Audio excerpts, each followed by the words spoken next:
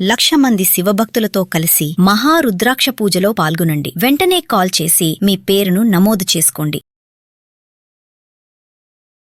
నమస్తే, నేను Keshav. Welcome to Suman TV. విదేశీ విద్య అంటే ఫస్ట్ వినబడే పేరు అమెరికా. అమెరికాలో లక్షల మంది విద్యార్థులు మన వాళ్ళు చదువుకునేటువంటి పరిస్థితులు వస్తాయని ఎవరో కూడా కల్లో కూడా ఊహించి ఉండరు. కానీ గత 5-6 ఏళ్లుగా చూస్తే ఈ నంబర్ విపరీతంగా పెరిగింది. ఇప్పుడు డొనాల్డ్ ట్రంప్ గవర్నమెంట్ ఫామ్ అయిన తర్వాత మొదటి రోజు నుంచి జరుగుతున్నటువంటి చర్చ ఇమ్మిగ్రేషన్ పాలసీలపైనే జరుగుతుంది.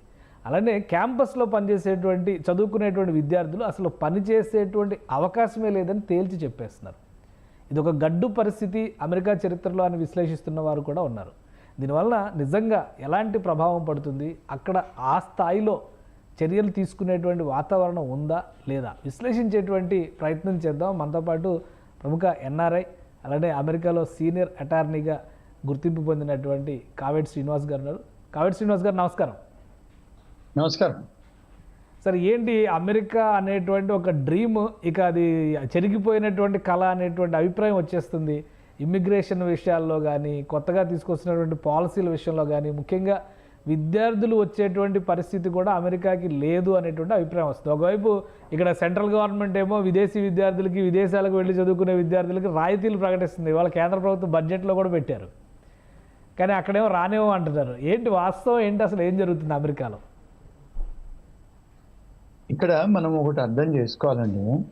ఇప్పుడు వీళ్ళు అమెరికాలో పెద్ద బిజినెస్ ఏంటంటే ఎడ్యుకేషన్ అనేది. అంటే లక్షలలో స్టూడెంట్స్కి వీసాలు ఇస్తారు, గతంలో ఇచ్చారు, ఇస్తారు కూడా.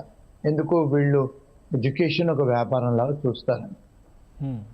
కానీ ఇక్కడ ఏంటంటే మనం వీసా తీసుకొని వెళ్ళేటప్పుడు మనం కౌన్సిలేట్కి చూపించాలి మన దగ్గర కాలేజీ ఫీజులు ఉన్నాయి, లివింగ్ ఎక్స్పెన్సెస్ కూడా ఉన్నాయని మనం అందరం కూడా చూపిస్తామండి. అంటే ఈ విషయం మనం అందరం తెలుసుకోవాల్సిన విషయం. వాళ్ళకేం చెప్తామంటే మేము అక్కడికి వెళ్ళి చదువుకొని మాకు ఫీజులతో పాటు మాకు లివింగ్ ఎక్స్పెన్సెస్ కూడా ఉన్నాయి అని చెప్పి చూపిస్తామండి. చూపించినప్పుడు వాళ్ళు వీసా ఇస్తారు. యూఎస్ఏ కానీ, కెనడా కానీ, ఆస్ట్రేలియా, అన్ని యూరోపియన్ కంట్రీస్కి. అంటే మీరు పబ్లిక్ ఛార్జ్ అవ్వం, మేము అక్కడికి వెళ్ళి వేరే ఇల్లీగల్ పనులు చేయము, లేకపోతే గవర్నమెంట్ దగ్గర మేము ఇన్సూరెన్స్ తీసుకోము. పబ్లిక్ ఛార్జ్ అంటే ఇక్కడ సిటీ వాళ్ళు, మున్సిపాలిటీ వాళ్ళు ఫుడ్ స్టాంప్స్ అని ఇస్తారండి. అంటే పావర్టీ గైడ్లైన్స్ కింద ఉన్న వాళ్ళకి భోజనాలకి వారానికి నెలకు టికెట్ కూడా ఇస్తారు మున్సిపాలిటీ వాళ్ళు, స్టేట్ వాళ్ళు. సో ఇలాంటివి మేమేమి తీసుకోము, పబ్లిక్ ఛార్జ్ అవ్వము అని చెప్పేసి వాళ్ళు నార్మల్గా మనం చూపిస్తేనే వీసాలు ఇస్తారండి. సో ఇప్పుడు మనం అక్కడ చూపించిన మరి బ్యాంక్ స్టేట్మెంట్లు ఇక్కడికి వచ్చిన తర్వాత ఒక సెమిస్టర్ ఫీజు కట్టి మేము మా దగ్గర డబ్బులు లేవు, మేము ఉద్యోగాలకు వెళ్తాం అంటే ఉద్యోగం చేసుకోమంటారు. ఏమంటారంటే క్యాంపస్లోనే జాబులు చేసుకోవాలి, క్యాంపస్ బయట చేసుకోకూడదు. అది యుఎస్లో అండి. ఒకవేళ యూకేలో, కెనడా, న్యూజిలాండ్ ఆ కంట్రీ లా చూస్తే మీరు 20 గంటలు అవుట్ సైడ్ ద క్యాంపస్ చేసుకోవచ్చు. అంటే that is the law of the land. కానీ ఇక్కడికి వచ్చే వరకు వాళ్ళు ఏం చేశారు, కాలేజీలలోనే పనిచేయండి అని చెప్పి లా పాస్ చేశారు. ఇక్కడికి వచ్చిన తర్వాత మన స్టూడెంట్స్ ఏమవుతున్నాయంటే ఇక్కడికి వచ్చిన తర్వాత వాళ్ళు క్యాంపస్లలో ఉద్యోగాలు లేవు ఫస్ట్ ఆఫ్ ఆల్. రెండో విషయం, మన పేరెంట్స్, మన వాళ్ళు, ఇండియాలో ఉన్న వాళ్ళు అర్థం చేసుకోవాల్సింది ఏంటంటే కోవిడ్ తర్వాత, కోవిడ్ కంటే ముందు ఎలా ఉండేదంటే అండి లా 20 అవర్స్ మీరు క్లాస్ రూమ్కి వెళ్ళాలి ఫిజికల్గా. కోవిడ్ టైంలో ఏమొచ్చిందంటే పాలసీ, మీరు కొన్ని గంటలు క్లాస్ రూమ్లో ఉండండి, కొన్ని గంటలు ఇంట్లో నుంచి ఆన్లైన్లో చదువుకోండి అని లా తెచ్చారు. అంటే కోవిడ్ టైంలో పూర్తిగా కాలేజీలో క్లోజ్ చేశారు కనుక వాళ్ళు మీరు ఆన్లైన్లో చదువుకోండి అని కోవిడ్ టైంలో చెప్పారు. దాని తర్వాత కొన్ని వెసులుబాటు చేసి ఇమిగ్రేషన్ లాలో ఏమన్నారంటే చాలా యూనివర్సిటీస్కి సరే మీరు క్లాసులు ఆన్లైన్లో కండక్ట్ చేసుకోండి, వారానికి ఒకసారి 2 సార్లు స్టూడెంట్స్ వచ్చి క్లాసులో అటెండ్ అయ్యి అసైన్మెంట్లు తీసుకొని అసైన్మెంట్లు చెయ్యాలని ఆ లా తీసుకొచ్చారండి. అంటే ఇంతకుముందు 20 అవర్స్ క్లాస్ రూమ్లో ఉండేది కూడా తీసేసి మీరు ఇంట్లో నుంచో చదువుకోండి అని పెట్టారు.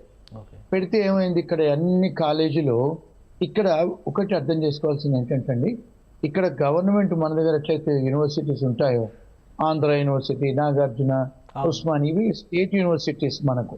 అవును. అమెరికాలో కూడా స్టేట్ యూనివర్సిటీస్ ఉంటాయండి. అమెరికాలో స్టేట్ యూనివర్సిటీస్ ఉంటాయి, మున్సిపాలిటీ వాళ్ళు కూడా కాలేజీలు నడిపిస్తారు, ప్రైవేట్ యూనివర్సిటీస్ కూడా ఉంటాయండి. ఓకే. ఇప్పుడు మన దగ్గర కూడా ప్రైవేట్ యూనివర్సిటీ యాక్ట్ వచ్చేసింది కదండి, చాలా ప్రైవేట్ యూనివర్సిటీస్ ఇండియాలో కూడా వచ్చేసాయి. అదే విధంగా వీళ్ళు ప్రైవేట్ యూనివర్సిటీస్ కూడా ఇప్పుడు సెయింట్ జాన్స్ అనేది ఒక సంస్థ, క్యాథలిక్ సంస్థ, వాళ్ళకు యూనివర్సిటీస్ ఉంటాయి, హాస్పిటల్స్ ఉంటాయి. అలాగే ప్రైవేట్ ఇన్వెస్టర్స్ కూడా ఇక్కడ కూడా యూనివర్సిటీస్ పెట్టారు. సో యూనివర్సిటీస్ పెడితే వాళ్ళందరికీ కూడా ఇమిగ్రేషన్ వాళ్ళు పర్మిషన్ ఇచ్చారు, మీరు స్టూడెంట్స్ని తీసుకొని రావచ్చు అని. మరి ఇప్పుడు ప్రైవేట్ యూనివర్సిటీస్ బోల్డ్ అని వచ్చాయి, వాళ్ళందరూ సర్వైవ్ కావాలి కదా. సరే ఇప్పుడు అందరూ ఆన్లైన్లో క్లాసులు చదువుకోండి అని చెప్పారు. సో వీళ్ళు ఇప్పుడు ఫర్ ఎగ్జాంపుల్ న్యూయార్క్లో కాలేజ్ ఉంటే స్టూడెంట్ ఎక్కడో కాలిఫోర్నియాలో ఉంటారు. మరి మనం హైదరాబాద్లో కాలేజ్ ఉంటే మనం కాశ్మీర్లో ఉండి చదువుకోవచ్చా? హైదరాబాద్లోనే ఉండాలి కదా. మరి మన వాళ్ళు ఉండరు అలాగా, ఎక్కడెక్కడో ఉండి గ్యాస్ స్టేషన్లలో రెస్టారెంట్లో పనిచేస్తుంటారు. సో ఇక్కడ అంటే ఇక్కడ లోకల్ అమెరికన్స్ వాళ్ళ భావం, వాళ్ళ ఫీలింగ్స్ ఏమొచ్చాయంటే, ఈ స్టూడెంట్స్ వచ్చారు, వచ్చి ఇక్కడ నార్మల్గా ప్రివేలింగ్ వేజ్ గంటకు $15,000 అండి. ఇప్పుడు మన దగ్గర కూడా ఇండియాలో కూడా prevailing wage act, minimum wage act అనేది మన దగ్గర ఉంది లేబర్ లాస్లో. వీళ్ళకు కూడా ప్రతి సంవత్సరం వాళ్ళు పెంచుతారు. ఈ సంవత్సరం లేబర్ డిపార్ట్మెంట్ ఏముంది, ఫెడరల్ లేబర్ అంటే $15 గంటకని. సో వాళ్ళు ఎవరు పని చేసినా 15 ఇవ్వాలి. సో మన వాళ్ళు ఏం చేస్తున్నారు అంటే స్టూడెంట్స్ వచ్చి వాళ్ళు అనుకునేది ఈ రెస్టారెంట్లలో, గ్యాస్ స్టేషన్లలో వీళ్ళు కాలేజీలో చదువుకోవాల్సింది పోయి కాలేజీలలో జాబులు చేయాల్సింది పోయి బయట చేస్తున్నారు, ఈ ఉద్యోగాలు మాకు వచ్చే ఉద్యోగాలు పోతున్నాయి అనేది ఒక మూమెంట్, ఒక ఫీలింగ్ అనేది వచ్చింది, లోకల్ ఫీలింగ్. ఇప్పుడు ఎలాగైతే మన కేసీఆర్ గారు తెలంగాణ తీసుకురావడానికి ఆంధ్ర వాళ్ళు పోవాలి, ఆంధ్ర వాళ్ళు ఇది చేశారని ఎలాంటి నినాదం తెచ్చి పొలిటికల్గా సెంటిమెంట్ లేబట్టేసి చేసుకున్నాడు తెలంగాణని టీఆర్ఎస్ పార్టీ వాళ్ళు, అదే విధంగా ఇప్పుడు ట్రంప్ గారు కూడా మనకు Americans first, America manufacturing first అని ఒక నినాదంతో తీసుకొచ్చి రాజకీయాల్లో గెలిచారు. ఇప్పుడు థంపింగ్ మెజారిటీతో గెలిచారు వాళ్ళు, 2 హౌజ్లలో వాళ్ళ మెజారిటీ ఉందండి. సో ఇప్పుడు మరి అమెరికన్స్ కోసం తెచ్చాడు కదా, మన అమెరికన్స్ కు ముందు జాబులు రావాలి అని. సో దానివల్ల ఏం చేశాడంటే అదొక రీజన్ అండి. రెండోది ఏమైందంటే ట్రంప్ గారు మొదటిసారి ఉన్నప్పుడు తను కొన్ని మార్పులు చేశారు, కానీ తన టర్మ్ అయిపోయిన తర్వాత మళ్ళీ బైడెన్ గారు వచ్చిన తర్వాత ఈ గేట్లన్నీ ఓపెన్ చేశారండి. తను ఉన్నప్పుడు ఏం చేశారంటే ఇప్పుడు ఈ మెక్సికో నుంచి, సౌత్ అమెరికా నుంచి చాలా మంది బార్డర్ క్రాస్ చేసి వస్తారు. వాళ్ళందరినీ కూడా తను ఉన్నప్పుడు అరెస్ట్ చేయించాడు. ఆ చిన్నపిల్లలతో వస్తే కూడా చిన్నపిల్లల్ని సపరేట్ చేసి, తల్లిదండ్రులను సపరేట్ చేసి చాలా మంది తల్లిదండ్రులను ఆయన పంపించేశాడు, అంటే పిల్లల్ని ఇక్కడ నుంచి. సో అది చాలా పెద్ద క్రిటిసిజం అయింది. అంటే అది ఒక రకంగా ఇల్లీగల్ ఇమిగ్రేషన్ కిందకి వస్తుంది కాబట్టి మనకు ఆ ప్రాబ్లం ఉండకపోవచ్చు కదా. మన వాళ్ళు కూడా అట్లా ఇల్లీగల్గా వచ్చిన వాళ్ళు ఎవరైనా ఉంటారా? ఉన్నారండి. ఇప్పుడు ఇక్కడ ఏమైందంటే అండి, ఇప్పుడు చాలా మంది స్టూడెంట్స్ కెనడాకు వెళ్ళారండి చదువుకోవడానికి వెళ్ళిన వాళ్ళు చదువుకోకుండా 8 లక్షల మంది ఇండియన్ స్టూడెంట్స్ అమెరికా బార్డర్ దాటి అమెరికాకు వచ్చేసారు.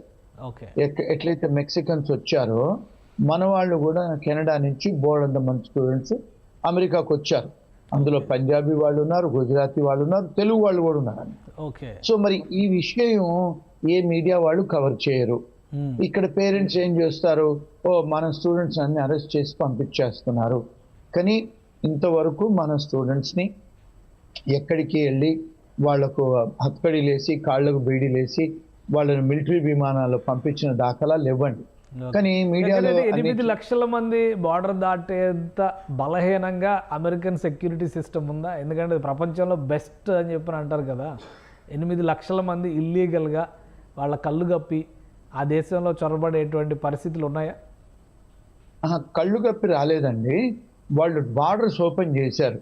అంటే బైడెన్ గారు ఏం చేశారంటే బార్డర్ ఆయన హయాంలో ఓపెన్ చేశాడు. అక్కడే ఓపెన్ చేసి ఎంత ఓపెన్గా చేశాడంటే ఎవరైతే ఆ కంట్రీ లోపలికి బార్డర్ దాటి లోపలికి వస్తారో వాళ్లకు భోజనాలు పెట్టారు, వాళ్లకు విమానాలు ఇచ్చి న్యూయార్క్ సిటీ లాంటి సిటీలకు పంపించారు, కాలిఫోర్నియా, షికాగోలకు, అన్ని శాంక్చురీ సిటీస్కు పంపించారు. పంపిస్తే ఇప్పుడు వాళ్ళకి ఇక్కడ న్యూయార్క్ లాంటి సిటీలలో, షికాగోలో, కాలిఫోర్నియాలో 5 స్టార్ హోటల్ అకామిడేషన్ ఇచ్చి పెట్టారండి వాళ్ళకి.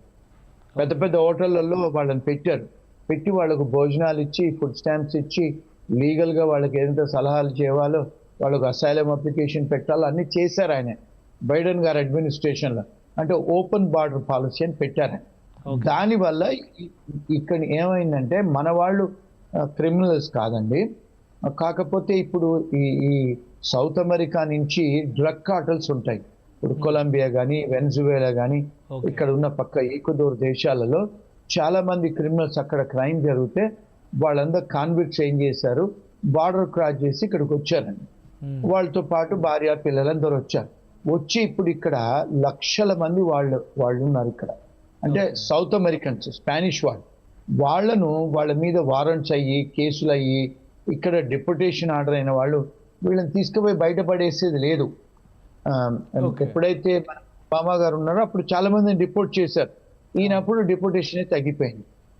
వాళ్ళందరినీ పట్టుకొని పంపిస్తున్నారు ఫస్ట్ తన పాలసీ.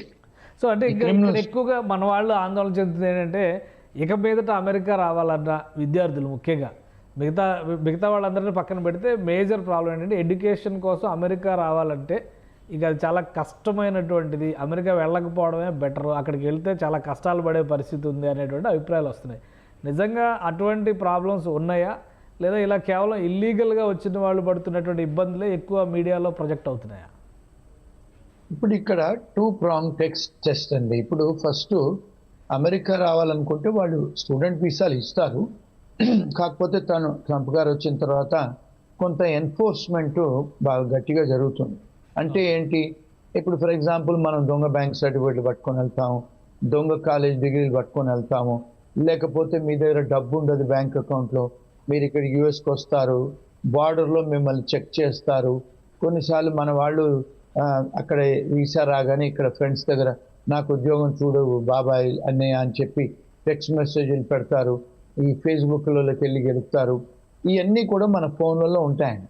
వాళ్ళు బార్డర్లో వచ్చినప్పుడు ఇవన్నీ చెక్ చేస్తున్నారు. అంటే H1 వీసా వాళ్ళనే కానీ, లేకపోతే స్టూడెంట్ వీసాలే కానీ, ఈవెన్ విజిటర్ వీసాలను కూడా చెక్ చేస్తున్నారు. ఎందుకు, తన బైడెన్ అడ్మినిస్ట్రేషన్లో టాప్ లెవెల్ ఎన్ఫోర్స్మెంట్ చెయ్యాలని తను ఎగ్జిక్యూటివ్ ఆర్డర్స్ సంతకాలు పెట్టారు. మరి రాజు ఏం చెప్తే ప్రజలు అదే చేయాలి కదండి. సో వాళ్ళు సీరియస్గా ఎన్ఫోర్స్ చేస్తున్నారు. ఆ ఎన్ఫోర్స్మెంట్లో ఎవరైతే ఇల్లీగల్గా వచ్చి ఇల్లీగల్ పనులు చేయాలో, లేకపోతే ఇక్కడికి వచ్చి కాలేజీ కాదు మేము ఉద్యోగం చేయడానికి వస్తాం అనుకున్న వాళ్ళకి డెఫినెట్గా ఇబ్బందులు ఎదుర్కొంటున్నారు. సో అది కాకుండా లీగల్గా వచ్చే వాళ్ళకు డెఫినెట్గా అమెరికాకు పెద్ద బిజినెస్ ఎడ్యుకేషనే కనుక ఎవరైతే నిజంగా చదువుకొని వాళ్ళు ఇక్కడ చదువుకొని సిపిటీలు, ఓపీటీలు ఉద్యోగాలు చెయ్యాలి లీగల్గా అనుకున్న వాళ్ళకి ఇబ్బందులు ఉండవండి. అంటే మీరు you have to follow the law ఒకటండి. ఇప్పుడు ఈ H1B వాళ్ళు కూడా కొంతమంది డిపోర్ట్ అవుతున్నారు. ఇది చాలా మందికి, మన పేరెంట్స్కు, మన ఫ్యామిలీకి, మీడియా వాళ్ళకు తెలియని విషయం ఏమిటి అంటే, ఇక్కడ 87% ఐటీ కంపెనీలు మన తెలుగు వాళ్ళు, మన ఇండియన్సే రన్ చేస్తారండి అమెరికా మొత్తంలో. ఇప్పుడు మీరు చూసుకుంటే గూగుల్ CEO ఇండియనే, మైక్రోసాఫ్ట్ CEO ఇండియనే. మరి వీళ్ళను మరి ఎందుకు చేస్తారండి? పెప్సీ ఇలాంటి పెద్ద పెద్ద కంపెనీస్కి CEOలు ఎందుకు చేస్తారు చెప్పండి ఇండియన్స్ని? అంటే మన మీద రెస్పెక్ట్ ఉండే కదా. ఇప్పుడు చూడండి, వైస్ ప్రెసిడెంట్ భార్య కూడా ఇండియనే. ఇప్పుడు మళ్ళీ FBI డైరెక్టర్ కూడా ఇండియన్నే పెడతా అంటున్నాడు ఆయన, ఏది కీష్ పటేల్ని. మరి ఆయన ఇండియనే కదా, గుజరాతీ అతను. ఇప్పుడు తులసిని, ఆమెను వేరే ఒక గవర్నమెంట్ డిపార్ట్మెంట్కు కన్ఫర్మేషన్ అవుతుంది. మరి భారతదేశస్తులకు ఇంత ఇంపార్టెన్స్ ఇచ్చి ఆయనే మినిస్ట్రీలోనే ఆయన విసులుబాటు చేస్తే, ఇప్పుడు ఆయన రామన్ ఉన్నారు, ఆయన వాళ్ళందరికీ కూడా ఇంపార్టెంట్ పొజిషన్స్ ఇచ్చి, మరి మనకు వాళ్ళకి ఇచ్చి ఇంత పెద్ద పెద్ద కంపెనీకు CEOలుగా చేస్తున్నారే తెల్లవాళ్ళని కాకుండా మన వాళ్ళ మీద రెస్పెక్ట్, మన వాళ్ళ మీద క్యాలిబరు, మన నాలెడ్జ్ ఉందనే కదా చేస్తున్నారు. మరి ఈ 87% ఐటీ కంపెనీస్ నడిపించే వాళ్ళు మొత్తం ఒక్కొక్క ఐటీ ప్రోగ్రామరు 1.5 కోటి సంపాదిస్తున్నారు కదండి H1B వచ్చిన వాళ్ళు. మరి 87% మన వాళ్ళే ఉన్నారు ఈ దేశంలో. మరి ఒకవేళ మన మీద వాళ్ళు చూపించేదంటే ఉక్కుపాదము, మనకెందుకు ఆపర్చునిటీ ఇస్తారు చెప్పండి? డాక్టర్స్ ఉన్నారు, ఐటీ కంపెనీ ఓనర్స్ ఉన్నారు, అకౌంటింగ్ ఫర్మ్స్ వస్తున్నాయి. ఇప్పుడు ఈవెన్ నర్సెస్ కూడా వస్తున్నారు మన వాళ్ళు, ఈవెన్ హోటళ్లలో కూడా పనిచేసే వాళ్ళు జీవన్ మీద వస్తున్నారు, అందరూ వస్తున్నారు. రైట్ అంటే లీగల్ గా వచ్చి పని చేసుకునే వాళ్ళకు అంత బానే ఉంది.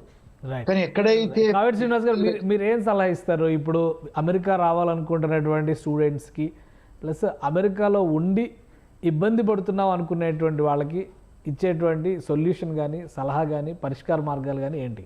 లీగల్ గా రావాలండి, చదువుకోవడానికి రావాలి, ఫీజులు కట్టడానికి పరిస్థితి ఉంచుకోవాలి, కాలేజీలలో జాబులు ఎత్తుక్కోవాలి.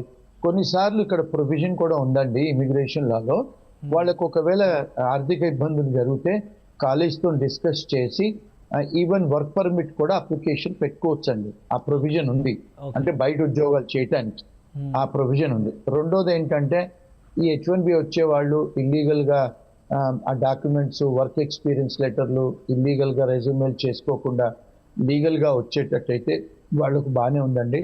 మూడోది ఏంటంటే ఇక్కడ డెఫినెట్గా అమెరికా పెద్ద దేశము, education best in the world, even IT కూడా best in the world, medicine కూడా బెస్ట్, అన్ని ఈ డెఫినెట్గా వాళ్ళు లీగల్గా చేసుకున్నారంటే రావచ్చు, వచ్చి జాగ్రత్తగా చేసుకోవచ్చు అండి. అది మూడోది ఏంటంటే నో యువర్ రైట్స్, మన అర్హతలు హక్కులు ఏంటి తెలుసుకోండి, రాకముందే ఆన్లైన్లో రీసెర్చ్ చేసుకొని రావాలండి.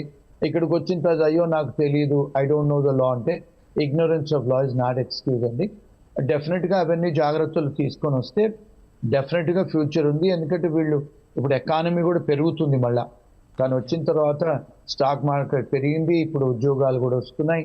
ఇప్పుడు చాలా మంది ఇల్లీగల్ వాళ్ళని తీసేస్తే లీగల్ వాళ్ళకు ఉద్యోగాలు ఉంటాయి కదండి. ఇప్పుడు చాలా మంది ఇల్లీగల్ వాళ్ళు వెళ్ళిపోతున్నారు కూడా. సో ఉద్యోగాలు డెఫినెట్గా ఉంటాయి, మంచి జాబులు ఉంటాయి, మంచి లీగల్గా జాబులు చేస్తే ఉంటాయి. ఎవరన్నా మరి ఇప్పుడు ఆల్రెడీ స్టార్ట్ అయిపోయింది కదా, అడ్మినిస్ట్రేషన్ ఎలా ఉంది ఓవరాల్గా? ట్రంప్ అడ్మినిస్ట్రేషన్ చాలా మంది ఆందోళన చెందుతూ ఉన్నారు ఇండియన్స్, ఏదో అంటే మీరు అన్నట్టుగా ఇల్లీగల్ లీగల్ ఆ వేరియేషన్ ఎప్పుడూ ఉంటుంది, బట్ ఓవరాల్గా మనల్ని పంపించేస్తారేమో, మనకు అవకాశాలు తగ్గిపోతాయేమో అనుకునేటువంటి ఆందోళన కానీ అలాంటి పరిస్థితులు కానీ ఉన్నాయి. ఎందుకంటే చాలామంది గ్రీన్ కార్డు అప్లై చేస్తున్న వాళ్ళు రావేమో, ఇక ఎవరేమో H1B తగ్గించేస్తారేమో, ఇట్లాంటి భయాలు ఉన్నాయి వాటి పరిస్థితి. అవునండి, H1Bలో ఈ సంవత్సరము చాలా స్ట్రిక్ట్ ఎన్ఫోర్స్మెంట్ చేస్తా అంటున్నారు, ఆ పాలసీతో వచ్చింది. ఎవరైతే H1B కంపెనీ ఓనర్లు డబ్బులు తీసుకొని స్పాన్సర్ చేస్తారో లేకపోతే ఇల్లీగల్ చేస్తారో అవన్నిటికీ వాళ్ళు వచ్చి చెక్ చేస్తా అంటున్నారు. వాళ్ళ ఆఫీసులకు వచ్చి చాలా స్ట్రిక్ట్గా ఉంటుంది. సో జాగ్రత్తగా లీగల్గా చేసుకుంటే I don't see any problem అండి. రెండోది ఏంటంటే నో యువర్ రైట్స్. కొన్నిసార్లు ఎయిర్పోర్ట్లలో జాగ్రత్తగా ఆన్సర్స్ ఇవ్వాలి. వచ్చిన తర్వాత కూడా వాళ్ళు వచ్చి ఒకవేళ ఇమిగ్రేషన్ వాళ్ళు వచ్చి స్టూడెంట్స్ను పట్టుకునే పరిస్థితులు ఉంటే వాళ్ళు రైట్ టు రిమైన్ సైలెంట్ ఉంది, ఇమిగ్రేషన్ విషయాలు చెప్పే అవసరం లేదు. ఆ ఇమిగ్రేషన్ వాళ్ళకి మంచి లాయర్లను సంప్రదించాలి, తెలుసుకోవాలండి. అంటే if they are by the law డెఫినెట్గా ఇప్పుడు చాలాసార్లు మన స్టూడెంట్స్ ఏంటంటే డ్రింక్ అండ్ డ్రైవింగ్ చేసుకుంటే పట్టుపడతారు. మరి అలాంటప్పుడు ఇబ్బందులు అవుతాయి. వాళ్ళు మొన్న ఒక క్లయింట్ ఫోన్ చేసి డ్రింక్ అండ్ డ్రైవ్ చేస్తున్నాడు, పోలీసు వాడు ఆపాడు. ఆపితే వాడు ఈవెన్ ఇమిగ్రేషన్ స్టేటస్ అడిగాడు, స్టూడెంట్ వీసా అంటే వాడు ఎక్కడో ఇంకొక క్లయింట్ ఒక గ్యాస్ స్టేషన్లో పనిచేస్తున్నాడు, వచ్చి వాళ్ళు లిక్కర్ అమ్మితే పట్టుకున్నారు. అడిగారు నీకు రైట్ టు వర్క్ ఉందా అంటే లేదంటే వాడు ఈవెన్ ఆ టికెట్లోనే రాశాడు నో వర్క్ పర్మిట్ ఉందని, నో వర్క్ పర్మిట్ అని. ఇలాంటి అయినప్పుడు మళ్ళీ వాళ్ళు ఇమిగ్రేషన్కి తెలుపుతారు కదండి. సో ఇలాంటి చిన్న చిన్న మిస్టేక్స్ చేసుకోకుండా ఉంటే దే కెన్ బి ఓకేనండి. అంటే అంత లాలెస్నెస్ ఏం లేదు, బట్ డెఫినెట్గా ఇల్లీగల్ వాళ్ళని పట్టుకుంటున్నారు.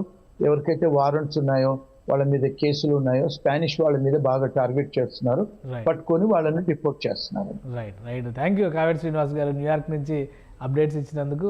ఇది అమెరికాలో పరిస్థితి, ఇక్కడ జరుగుతున్నటువంటి ఆందోళనకి సంబంధించి కావేటి శ్రీనివాస్ గారు ఒక క్లారిటీ ఇచ్చారు. ఇల్లీగల్గా వచ్చిన వాళ్ళు, ఇల్లీగల్గా పని చేయాలని ప్రయత్నం చేస్తున్న వాళ్ళు మాత్రమే ఇబ్బంది పడుతున్నారు, మిగతా అంతా కూడా సవ్యంగానే ఉంది. అలానే అడ్మినిస్ట్రేషన్లో ట్రంప్ భారతీయులకి చాలా ప్రాధాన్యం ఇస్తున్నటువంటి పరిస్థితి ఉంది. ప్రధానంగా గత బైడెన్ ప్రభుత్వం తీసుకున్నటువంటి నిర్ణయాలను సరిచేసేటువంటి క్రమంలోనే ఇమిగ్రేషన్ పాలసీల విషయంలో స్ట్రిక్ట్ ఎన్ఫోర్స్మెంట్ జరగబోతుంది. అలానే రాబోయే రోజుల్లో H1B వీసాలకు సంబంధించి కానీ, స్టూడెంట్ వీసాలకు సంబంధించి కానీ నియమ నిబంధనలు కఠినతరం చేస్తారు. అక్కడికి వెళ్లే ముందే నియమాలు, ల్యాండ్ లాస్ కూడా తెలుసుకుంటే ఎలాంటి సమస్యలు రావు. ఇగ్నోరెన్స్ అనేదాన్ని యాక్సెప్ట్ చేసేటువంటి పరిస్థితి ఉండదు అని హెచ్చరిస్తున్నారు. సో అమెరికాలో ఉన్నటువంటి తెలుగు వాళ్ళు అప్రమత్తంగా ఉండాలి, చట్టాల గురించి తెలుసుకోవాలి, అలానే వైలేషన్స్ విషయంలో జాగ్రత్త వహించాల్సినటువంటి అవసరం ఉంటుంది. ఇక అమెరికా వెళ్ళాలని ఆశించే వాళ్ళు ముఖ్యంగా ఫైనాన్షియల్ స్టేటస్ పైన ఫోకస్ పెట్టాలి. అక్కడికి వెళ్ళి ఏదో ఒక ఉద్యోగం చేసుకుందాం అనేటువంటి వాతావరణం ఉండకపోవచ్చు. క్యాంపస్లో దొరికేటువంటి జాబ్స్ మినహా మిగతా అవకాశాలు చాలా తక్కువగా ఉంటాయనే విషయాన్ని అర్థం చేసుకున్న తర్వాతే అమెరికా ప్రయాణానికి ప్రణాళిక వేసుకోవాల్సిన అవసరం ఉందని కావేటి శ్రీనివాస్ గారి మాటలను బట్టి అర్థమవుతుంది. ఇది స్పెషల్ డిస్కషన్. Keep watching.